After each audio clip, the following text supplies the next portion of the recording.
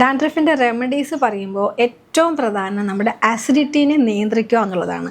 Acidity നിയന്ത്രിച്ചാൽ തന്നെ ഒരു 99% ഡാൻഡ്രഫും നമുക്കതിനെ പ്രതിരോധിക്കാനായിട്ട് പറ്റും.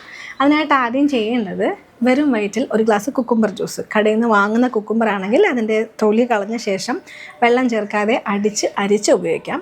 ഈ ഒരു ജ്യൂസ് കുടിച്ചതിന് ശേഷം ഒരു 30 മിനിറ്റ്സിന് ശേഷമായിരിക്കണം നമ്മൾ നെക്സ്റ്റ് എന്തെങ്കിലും കഴിക്കേണ്ടത്.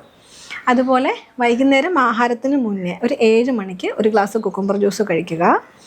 രാത്രി ഭക്ഷണത്തിന് ശേഷം, ഡിന്നറിന് ശേഷം ഒരു കുക്കുംബർ സാലഡായിട്ട് ചവച്ചരച്ച് കഴിക്കാം. ഇത്രയൊക്കെ ചെയ്താൽ തന്നെ നമുക്ക് ആസിഡിറ്റി നിയന്ത്രിക്കാൻ പറ്റും. ആസിഡിറ്റി നിയന്ത്രിച്ചാൽ ആ ഒരു വിയർപ്പിൽ ആസിഡിൻ്റെ സ്വഭാവം കുറയുകയും നമുക്ക് അതുമൂലം ഉണ്ടാകുന്ന ഡാൻഡ്രഫിനെ പ്രതിരോധിക്കാനും സാധിക്കും.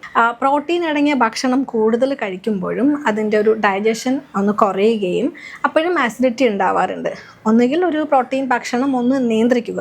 ഇങ്ങനെ നല്ലൊരു ആസിഡിറ്റി കണ്ടീഷൻ ഉള്ളപ്പോൾ എടുക്കുന്ന പ്രോട്ടീൻ്റെ അളവൊന്ന് നിയന്ത്രിക്കുക. നമുക്ക് ഒഴിവാക്കാൻ പറ്റാത്ത സാഹചര്യമാണ് മസിൽ വീക്ക്നെസ് ഒക്കെ ഉള്ള കണ്ടീഷനിൽ, പ്രോട്ടീൻ തീരെ ഒഴിവാക്കാൻ പറ്റാത്ത സാഹചര്യത്തിൽ പ്രോട്ടീൻ ഭക്ഷണം എടുത്ത ശേഷം അതിൻ്റെ ദഹനം ഈസി ആക്കാനും ആസിഡിറ്റി കുറയ്ക്കാനും വേണ്ടിയിട്ട് 4 മണിക്കൂറിന് ശേഷം ഒരു ഗ്ലാസ് കുക്കുംബർ ജ്യൂസ് കുടിക്കുകയാണെങ്കിൽ അതുവഴി നമുക്ക് ആ പ്രോട്ടീൻ എടുത്തതിൻ്റെ ആ ഒരു ആസിഡിറ്റി കുറയ്ക്കാനായിട്ട് സാധിക്കും.